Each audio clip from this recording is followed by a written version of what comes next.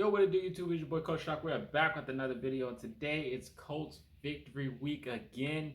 A week 3 victory. The Indianapolis Colts went up to Baltimore and wound up winning that game, in which a lot of people thought that the Ravens was going to win, but not me. But before we get into it, like, comment, subscribe. Appreciate each and every one of your support. Appreciate everyone that tuned into the live stream to watch me react and lose my mind. That game was a heart racer. Let me tell you, like, my mind was all over the place. I just wanted to tie at one point. I didn't know if we was going to win, but the Colts did pull out the W, and I was just a happy camper because at one point I was just like, why are we putting ourselves through this nonsense? You know, we got the Rams next week. So it's like, why are we putting ourselves through the stress? But the Colts did wind up winning by 3, 22-19. This was a dogfight. Both sides did scrap. Like I said, it was going to be a defensive game. Both defenses was lights out, man. Shout out to Kyle Hamilton, first of all. First and foremost, we cannot take away from the Ravens.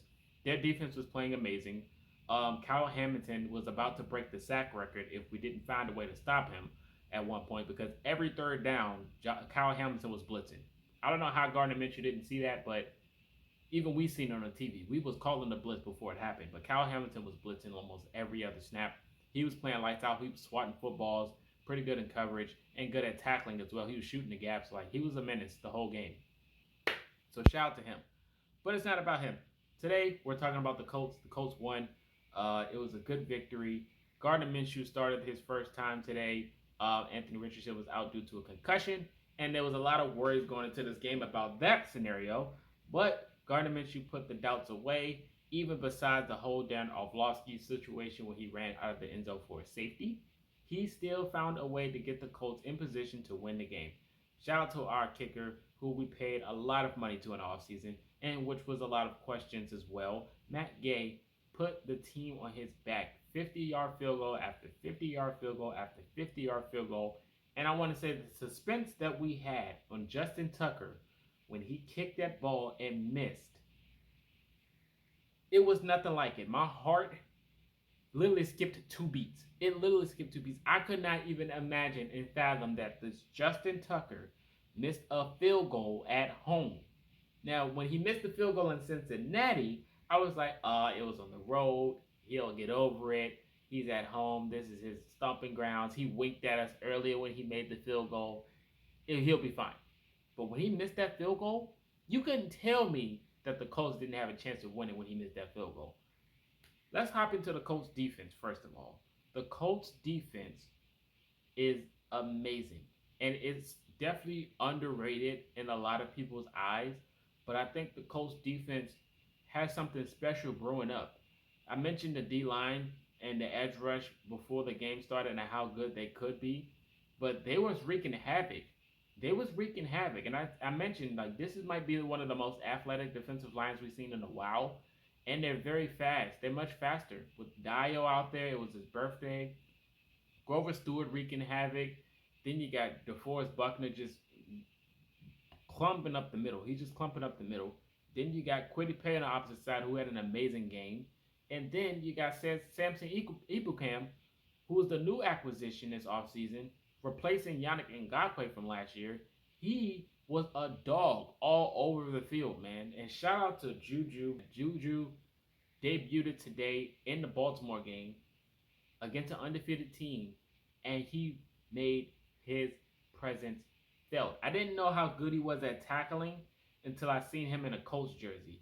When he was in a Colts jersey, I was like, oh yeah, he's him. I just absolutely love the defense, man. Love it, love it, love it. But Julius Brents for sure is a dog. Like, he had a big punch-out fumble play, and everything was just something that you love to see. Shout out to the linebacker corps. Zaire Franklin was all over the field. EJ Speed was a dog. And even Darius Leonard has a few plays when he was out there being an impact. And that's just something you love to see. Nick Cross almost had an interception towards the end of the game, and we really wanted him to catch it. But he just couldn't come down with it, which was unfortunate. But it is what it is. For the offensive side, Gardner Minshew did what he could do. He had his moments when you were like, what the heck is happening? But he started to figure out towards the end of the game. He couldn't identify Kyle Hamilton as a blitzer at first. But he started to read his progressions. He started to get better throughout the game. So I definitely give my hat off to Gardner Minshew working with a backup center and still trying to figure out how the heck to get in field position to win this game. So he definitely did what he had to do. Of course, it would have been a little bit better if we had Ryan Kelly and Anthony Richardson out there, but he made do with what he had. Braden Smith probably had one of the worst games so far this season. I don't know what's going on with Braden Smith. With the penalties and everything, it was just like, please let this game be over because, I mean, it felt like it was just going downhill for him. Hopefully he gets better, but other than that, I think Will Fries was a good supplement to come in during the game. Quentin Nelson continues to have an impressive season besides the flag. But I did say the flags were one-sided. In my opinion, I do think that they didn't call a lot of flags in the Ravens' favor, and it kind of came back as karma because there was a flag that could have been called on the fourth down play with Zay Flowers as a defensive pass interference, but they didn't call it. So it is what it is, to each his own. But like I said, Zach Moss, he continues to impress me, and his story is just so good. Like coming from Buffalo to not getting a lot of snaps, to getting an opportunity in Indianapolis, in which we didn't think he was going to stay on the roster, to being running back one, he is just an amazing talent to watch. He really is, and he just continues to impress because he's what the run game's been missing. We needed Zach Moss on the field. He's an aggressive runner, and he pushes the pile every time.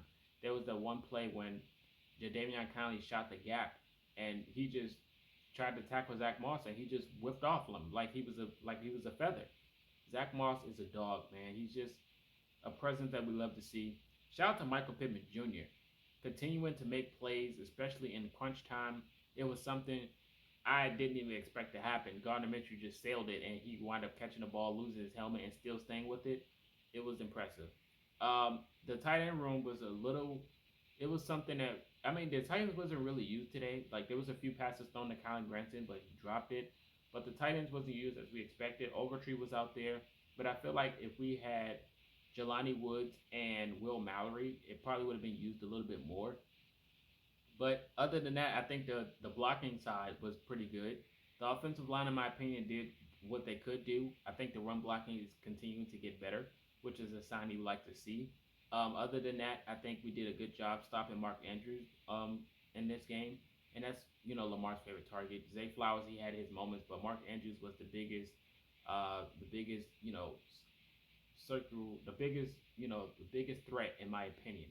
I was looking for the word, that's why I kept saying that. But he was the biggest threat in my opinion, and we pretty much did a good job stopping him. I was a little worried to see if Bateman was going to have one of those sleeping games, but Aguilar had a few catches. Zay Flowers is definitely a premier target for Lamar, but like I said, the defense did what they had to do in special teams.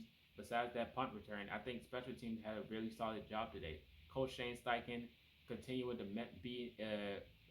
play mind games with the opposing team, and Shane Steichen has just impressed me.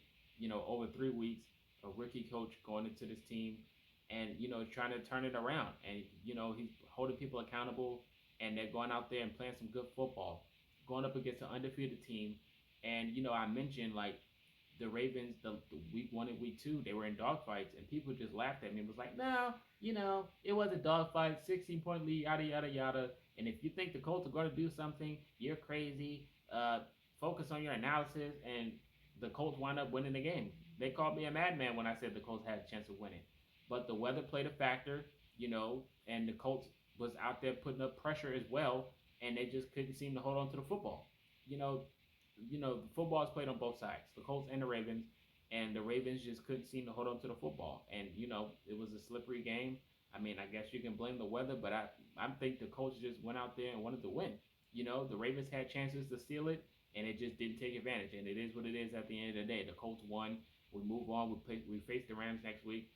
The Ravens did all they could. Lamar tried. The defense was wreaking havoc, and the offense just wasn't doing them any favors. And the Colts just took advantage of that. And it is what it is at the end of the day. They forced overtime. We both had two chances in overtime, but the Colts just took the last chance. And, they moved the chains. They got the field goal. And it is what it is. Justin Tucker missed the kick. So I guess everything was meant to be. So it is what it is. But you guys let me know your thoughts in the comment section about the game. Let me know everything. Who stood out for you? Let me know your thoughts about Julius Brent's impression, his debut. Let me know who else I didn't mention or who else you think we should be discussing. Let me know all these things in the comment section. This is Marcus, and until next time, go Colts. It's victory week. Sit back, relax, and I am out.